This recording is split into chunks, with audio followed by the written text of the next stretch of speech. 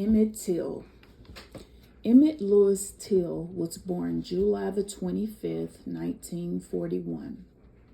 He passed on August the 28th, 1955. Emmett was a 14-year-old African American who was lynched in Mississippi in 1955 after being accused of offending a white woman in her family's grocery store. The brutality of his murder and the fact that his killers were acquitted drew attention to a long history of violent persecution of African Americans in the United States. Till became an icon of the civil rights movement.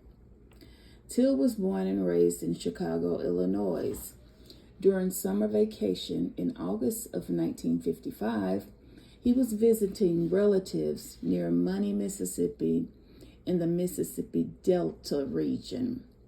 He spoke to a 21-year-old Carolyn Bryant, the white married proprietor of a small grocery store there. Although what happened at the store is still a matter of dispute, Till was accused of flirting or whistling at Bryant.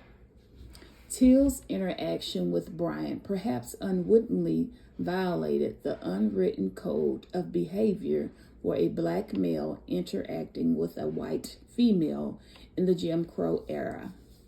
Several nights after the incident in the store, Bryant's husband, Roy, and his half-brother, J.W. Milliam, were armed when they went to Till's great-uncle's house and abducted Emmett.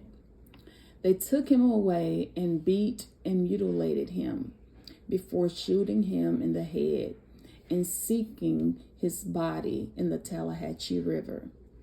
3 days later, Till's body was discovered and retrieved from the river. Till's body was returned to Chicago, where his mother insisted on a public funeral service with an open casket, which was held at Robert's Temple Church of God in Christ.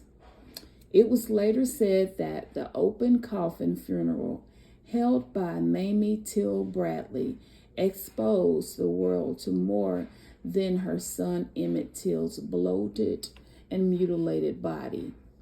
Her decision focused attention not only on the U.S. racism of lynching, but also on the limitations and vulnerabilities of American democracy. Tens of thousands attended his funeral or viewed his open casket, and images of his mutilated body were published in black-oriented magazines and newspapers. Rallying popular black support and white sympathy across the U.S., intense scrutiny was brought to bear on the lack of black civil rights in Mississippi, with newspapers around the U.S. critical of the state. Although local newspapers, law enforcement officials initially decried the violence against Till and called for justice, they responded to national criticism by defending Mississippians, temporarily giving support to the killers. In September of 1955, an all-white jury found Bryant and Milliam not guilty of Till's murder. Protected against the double jeopardy, the two men publicly admitted in a 1956 interview with Look magazine that they had killed Till. Till's murder was seen as a catalyst for the next phase of the civil rights movement.